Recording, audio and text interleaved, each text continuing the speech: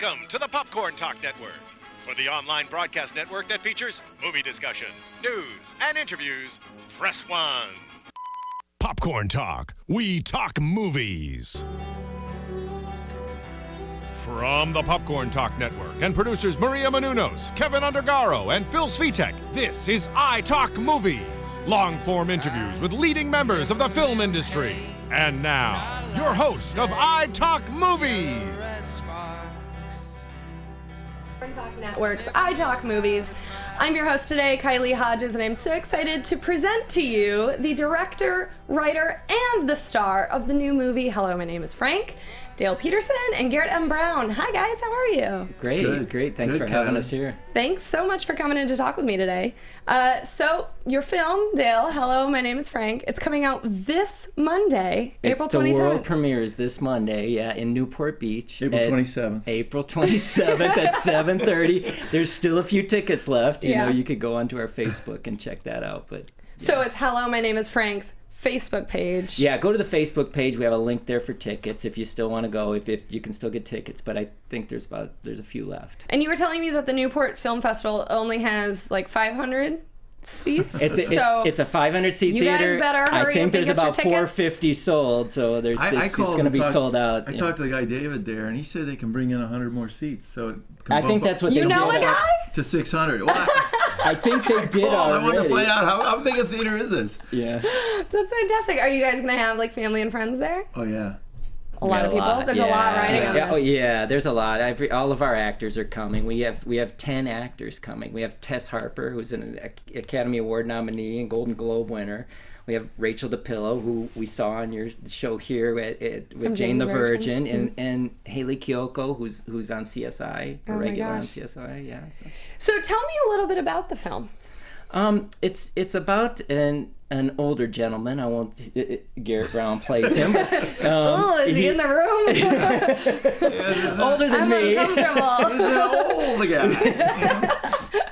But he has Tourette Syndrome, and having this disorder, he's sequestered himself, and he's become a hermit inside of a house, and he's had a caretaker taking care of him his whole life. And at the beginning of the movie, the caretaker passes away, and he's left with her 18-year-old daughter living in his house. And she's graduating high school. She has this big road trip planned with her two best friends, and they're going to cancel the trip because she feels like she has to take care of Frank. And then at the last minute, they bring Frank along on the trip, and it's a lot of crazy situations. This sounds like Little Miss Sunshine with a lot more swearing. Well, thank you. It sounds like my kind of movie. The way we've talked about it is it's Rain Man meets Little Miss Sunshine meets The Wizard of Oz. Oh, yeah. I love that. Yeah. So, Garrett, tell me a little bit about playing Frank, and who is Frank? Is there a way you can sum up Frank? Oh, boy. Well, he's a very tender soul, and very much he has been very reclusive, and this is kind of his rite of passage. This story is a way, I think, he's been so sheltered, and so also because of the Tourette's, it's he's kind of been an outsider.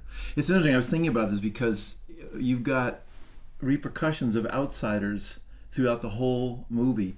You've got his surrogate daughter, the caretaker's daughter, who doesn't know what to do with Frank, and she's kind of fumbling and struggling, and she's a bit of an outsider. You've got Hayley Kiyoko, who plays this very kind of bad girl, who in her way is an outsider. And then you've got Kate Wiles playing this very devout Christian girl who is just, also an anomaly. So there are these like four outsiders that are on this road trip together who then meet these outsiders. So these are all people that are a little bit on the fringe in a way. They're not the most popular in their group. Sure. That's great insight. Yeah. I just was thinking about that. That's today. great. Yeah, that's true. I never thought of them all as outsiders, but you're right. Yeah. And then they meet, like the preacher's son, who, he's physically deformed and treated very much as a, hands off. Don't get near that kid. So, no, I think Frank, and what they all, and through this journey, they kind of do. I don't want to spoil it, but because it has a lot of twists and turns. But I think he starts to come to realize that he does have some value. I mean, I don't think he really had a lot of self-worth. Sure. You know, I think he was very. He's lived a very wounded, broken life, and I you know that's what I love about Frank, and I did, you know, get very attached to him, because these are the people that, you know, in our society who are really struggling, but we don't really acknowledge them and don't look at them and don't see them. Yeah. You know, and it's nice that a movie would kind of begin to see some of these people. Yeah, telling their story. Yeah.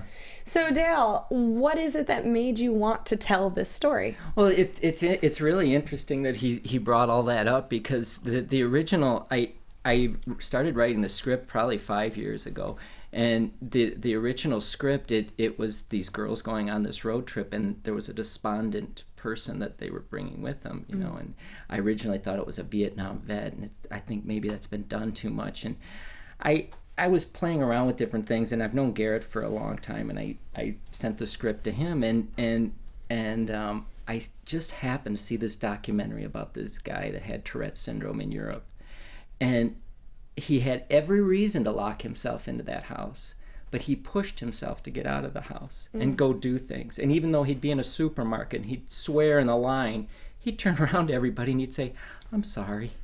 And just through him doing that and having that act of contrition, everyone would look at him, and you felt for this guy, you know, like that really he needs to get out there too, and he was really trying to make it on his own without being a burden to anybody. So your resume is really broad. Well, yours is too. I want you both to tell me what it is, Garrett, that brought you into wanting to play this role. And then for you, Dale, you've done so many, you know, documentaries and music videos. What is it that brought you into telling this story as a feature? Well, personally, back in the 90s, that's what my focus was, is when MTV used to play music videos. And I don't know if you remember that, but they did. I do. And there wasn't Snooki on there, and like all the Teen Mom and all that. Yeah. So, but and they used to play music videos, and that was my forte. I was known as and I've made over 100 videos for different bands, and I was kind of what I was known for. But when the whole industry started changing, that's when I started changing my focus too, and started writing more, and started doing more documentary films and getting into that. And I have a few scripts that people were interested in and making a movie, and that's kind of how I changed it over. Yeah. What about you, Garrett? What made you want to play Frank? When Dale took me to lunch, and he said, at first it was this Vietnam vet, and I had actually been working on some material related to the Vietnam War and those veterans. I said, "Oh, this is great. Yeah, great. Let's do it." And then a month later, he took me to lunch again, and he said, "Nope, this guy has extreme verbal physical Tourette's." And I went like, "Whoa, really?" And so initially I was frightened as all get out, because I just felt like, you know, I really wanted, if I was going to do a portrait of a character, I really would want to honor it and you know, really find somehow the humanity and the reality of that situation. So it was not only a great challenge and scary, but it was also just what I needed in terms of my craft as an actor, and just to work on a project which had so much heart and soul. And you know, those opportunities, when it all combines, where you're working with people you love working with, and you're working on material that you love working on, those are very rare. So I just... He worked on that character for over a year and a half. I mean, just constantly worked on that character to the point where he was at home and his wife said, "You became a hermit." "That's enough. That's enough, Garrett. I can't." Please take me out to dinner. Please, Finally. no more Tourette's guy. No, but it was great because we'd try things, and Dale would come over to my house and we'd film, and you know, try a voice and try gestures, and just, you know, build my repertoire of tics. and watched a lot of video, Yeah. read a lot of books. Motherless Brooklyn, it's all about a guy with Tourette. I mean, a number of things I referenced just to begin to kind of research and kind of learn who this guy was and start to build the character. Wow. But yeah, and I also I have to acknowledge several people. Larry Moss, who been my acting coach for years, and we did a really important session along with Jean-Louis Rodrigue, who was an Alexander Technique teacher, and also Carl Snyder in Long Beach, who is a great Alexander Technique teacher. I worked with him every week.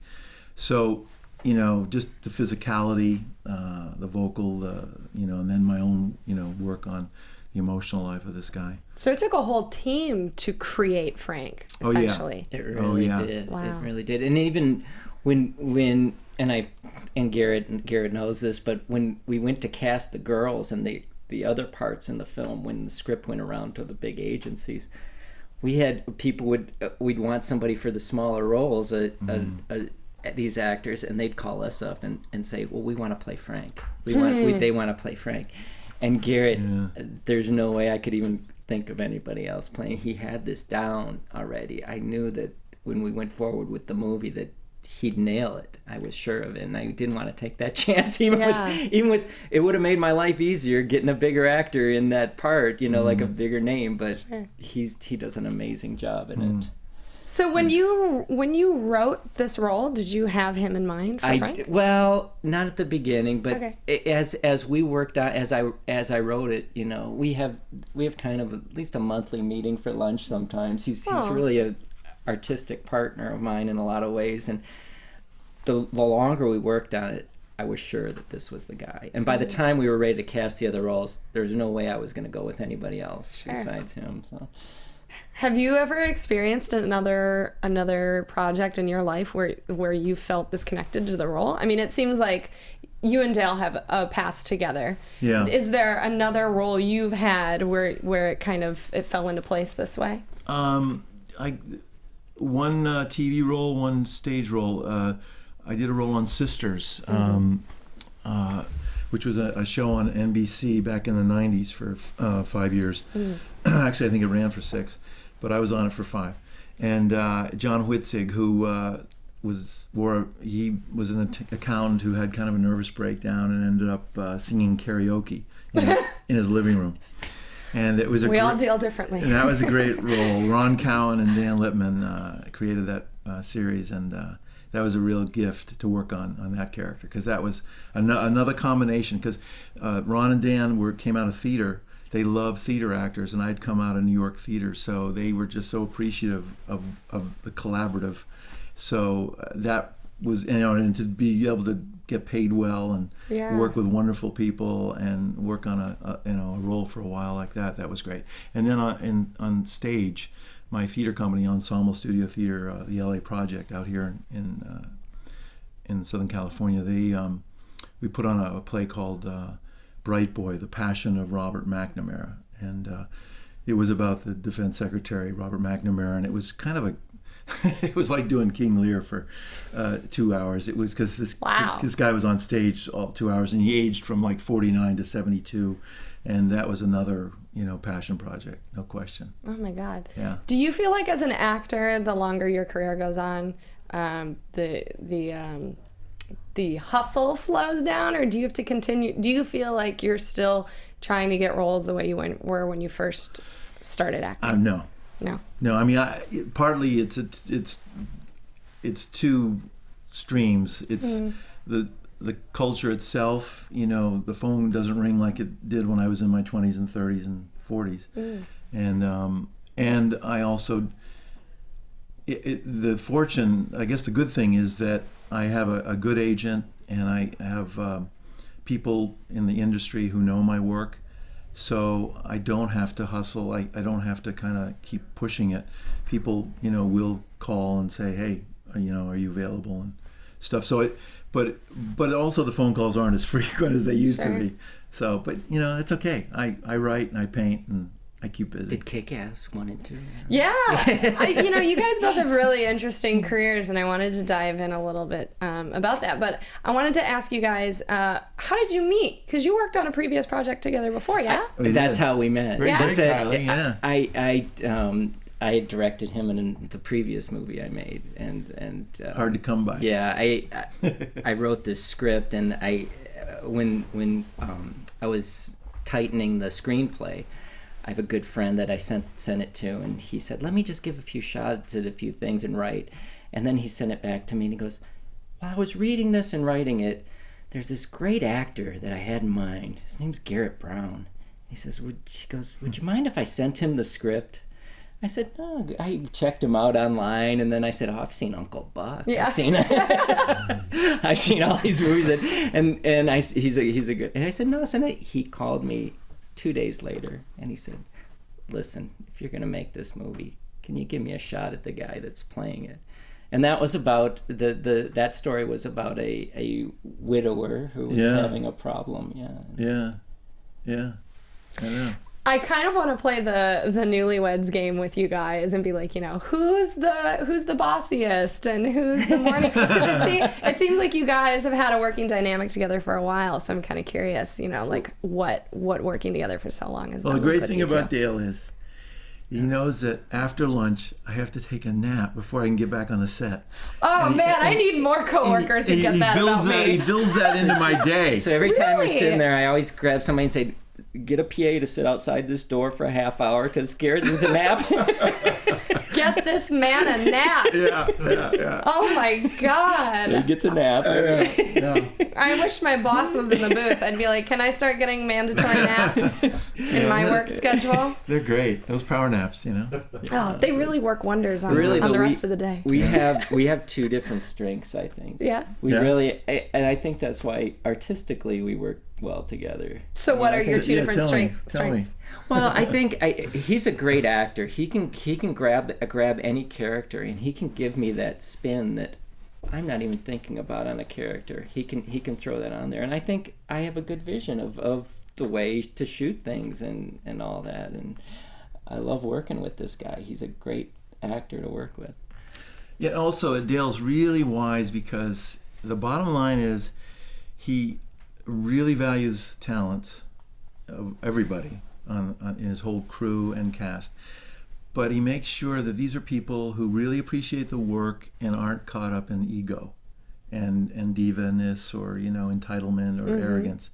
So he just clears the board. So when we get on a set, it's just a great set to be on. So that everyone feels like let's try this. He's very collaborative, very open. Kylie wants to take a nap after that. What do you think, Dale? Let's get her a nap. Let's get me a nap. Everybody. He'll work with you. And I'll talk great. to your boss right after this. Thank you. God, great interview, you guys. Yeah. I think we can wrap it up now, right? So tell me a little bit about the dynamic on the set.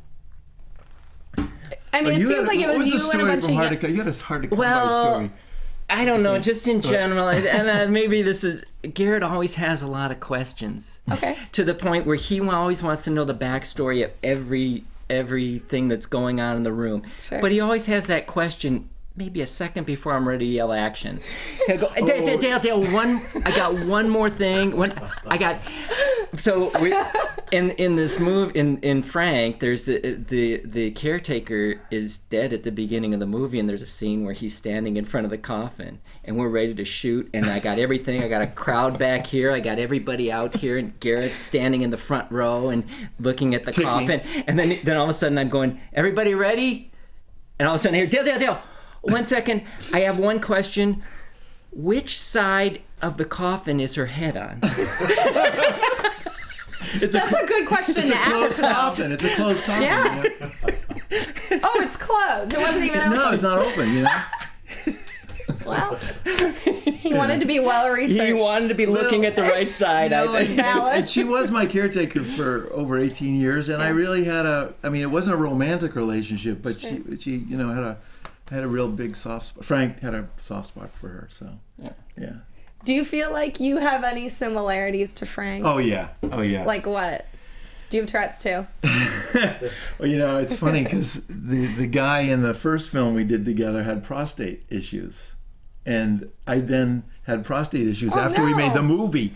And so I thought, it's a great, jinx. Dale. Now I'm going to do this Tourette guy with Tourette's. Am I going to, Oh, no. But it's, no, I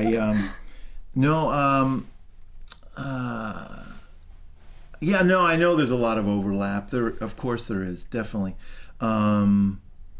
And then also, though, you really want to, as an actor, I mean, it was just, you want to stretch into a character that is completely unknown to you. Mm-hmm. So you really are exploring a lot of territory that's very, new and kind of intriguing. And so, I couldn't name specifically. I don't know, do you know stuff? Or would you say? I know stuff, but oh dear. It's funny because when I was working on this role, Larry Moss said to me one great thing. He said, "Learn this whole script," because Frank's in almost every scene. Mm-hmm. He said, "You learn the whole script, and then when you get on the set, and make your choices, do your homework, make your choices, but when you get on the set, you rediscover it all right in front of the camera, so that you really." And what was great was I'd get the call sheet and I'd go, okay, I'd review the script and say, okay, boom. And the next day, it was just great. I was just getting to live as Frank. I was Frank. Now, in part of my preparation was, because I actually was writing, every day I was writing a poem that Frank wrote. Oh, wow. So it's, I have these poems that he wrote every day about his life, which really just helped me get into this kind of, because he was very reclusive, and he sat on his porch a lot and watched, the life going on. It reminds me a little bit, I hope this doesn't sound too inflated, but in To Kill a Mockingbird, Boo, okay, the character that we don't see until the end of the movie, Robert Duvall. Sure. But he's that character. Interesting. Who's you've never been out in the world really. Marginalized. Yeah, marginalized. Yeah. So, and people who know me would say, "Oh my God, you're not marginalized. You're outgoing and everything." But actually, I grew up in a very extrovert family, so I learned all the extrovert skills. But basically, I love reading books. I love being quiet. I love my solitude. I have a very hermit, reclusive aspect that kind of joins me to Frank, I guess. So Dale, you have such a history in the music world. Mm-hmm. Was music a big part of this film? It is. Tell me about it. Well, I think my first love was music. I always loved film, and I loved the joining of the two. That's why I loved music videos. But even when in LA and in Orange County, I know all the local bands, even now, to where I like new music. I like new stuff. And so when I see something, I can always know if it will fit in a scene or the visuals of what the music should be. And so in this, there's a lot of great music in this film, and I handpicked it to the scenes. Yeah, pretty much. Everything from Parliament Funkadelic to some Yellow Red Sparks, which played at the opening here, which is a local band. Oh, really? They're from Newport? They're from LA. Okay. Yeah, very cool. They're from LA and Orange who's in the band? Well, my daughter's in the band. Oh, but you should definitely tell who's in the band. I mean, very she cool. is so gifted. Yeah, I mean, my daughter's in the band. But Is she a singer? Or she play instruments? She plays a stand-up bass. Cool. With but she also did sometimes. keyboard. She plays keyboard. She plays a banjo. One song, and they're really cool. a great band. Really, yeah. some. Artsy family. Yeah. Very cool.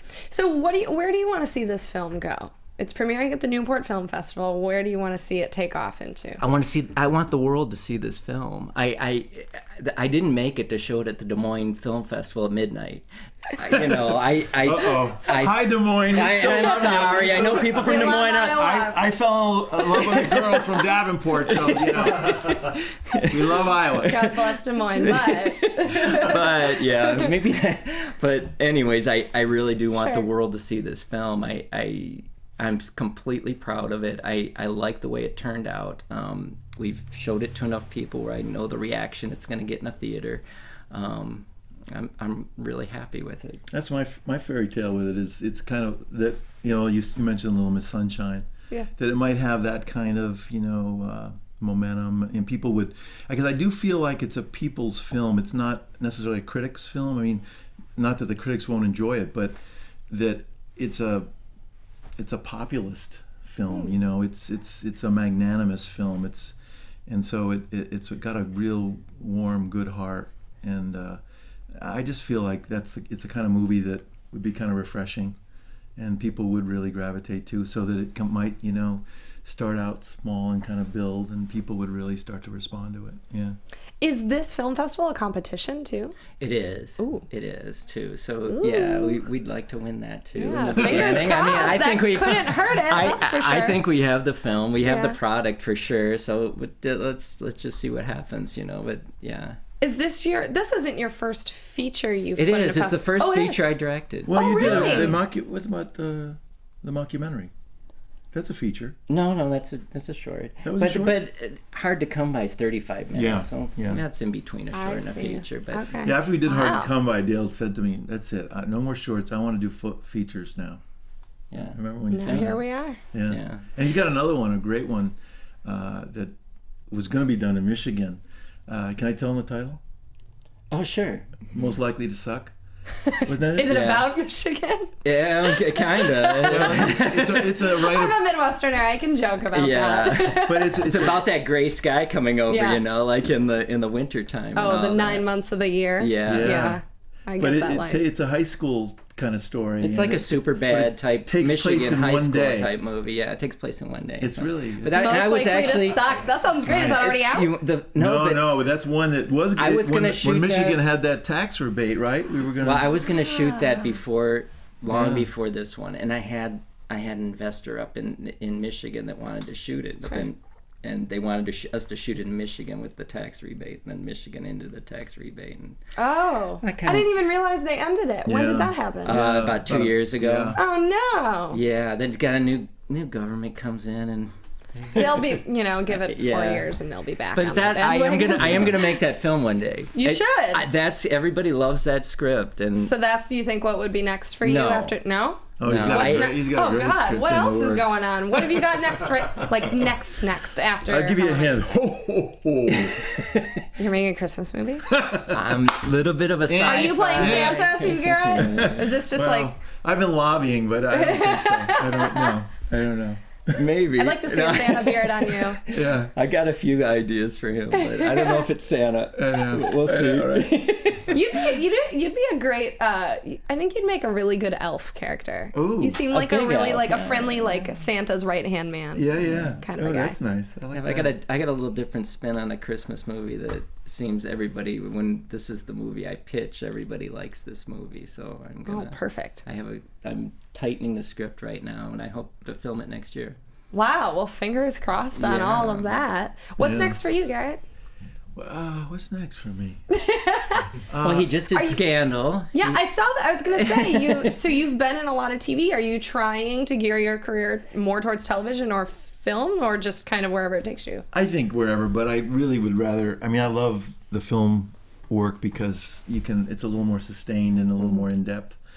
I did a recurring character on a Showtime series called Masters of Sex, and they called last week and said, just make yourself available, but it wasn't a firm booking because they're not sure if the character's going to stay in the script. Okay, but they're talking. But the People Chancellor, are talking. Fitzhugh might make a reprise come back. So, but other than that, no, I have I write and I also paint, and I have. I've been invited to do to have some paintings in a show coming up in August. So that's at El Camino College, their art gallery. It's a great art gallery, and I was in a group show of theirs back in February, and then writing wise, I've got a piece that I just finished doing at our theater company on EST LA. We have a Winterfest project where you can, as a member, you can initiate any project you want. So this was called Read to Me Excerpts, and it was 5 different excerpts from works in progress of mine. And one of them is a rite of passage novel called Tin Sea. which was, that was one of the pieces. Another one was actually a news story that I've written called Riot Act about a professional football player who has a concussion. Oh, wow. Yeah, and it was interesting. The women and the men both responded because it's a very... That's a hot topic right now with the NFL and regulating. It's funny because I don't know what inspired it. I just started sitting down and fiddling with it, and because it was during the football season that my wife said, "That's it, no more. You can't watch football in this house. It's out." And I would cry if I heard that. For the playoffs. Sure, okay. And we did watch the Packer game, but go Pack. But I mean, because she was very upset, as we all have been, about what's going on, just the culture of the NFL, as well as what they're struggling with in terms of these concussions and stuff. Absolutely. The danger of it. So. Wow. And I was an athlete, and I played football into college, but really basketball in college. But so it was just fun to write it because I brought a lot of that kind of backstory into the piece. Wow. Well, you guys are jacks of all trades.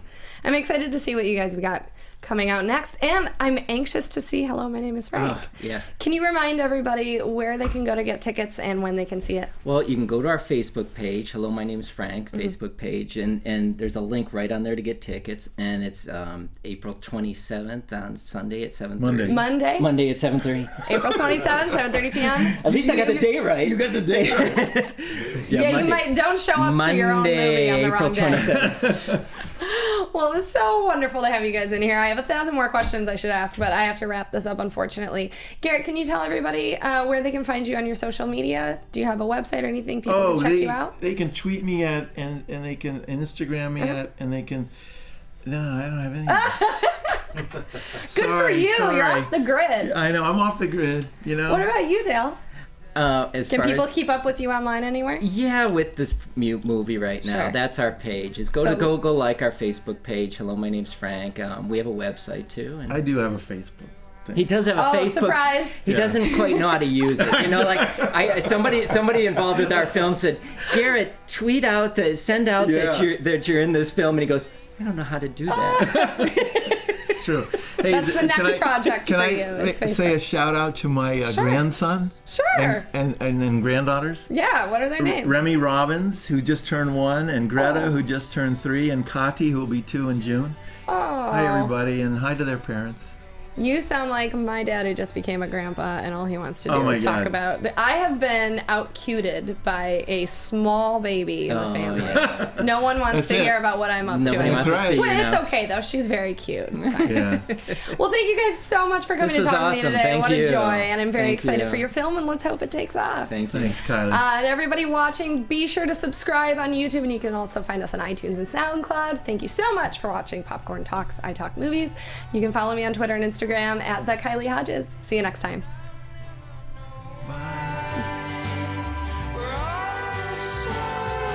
For producers Maria Menounos, Kevin Undergaro, Phil Svitek, and the entire Popcorn Talk Network, we would like to thank you for tuning in. For questions or comments, be sure to visit popcorntalk.com. I'm Sir Richard Wentworth, and this has been a presentation of the Popcorn Talk Network. The views expressed herein are those of the hosts only, and not necessarily reflect the views of the Popcorn Talk Network or its owners or principals.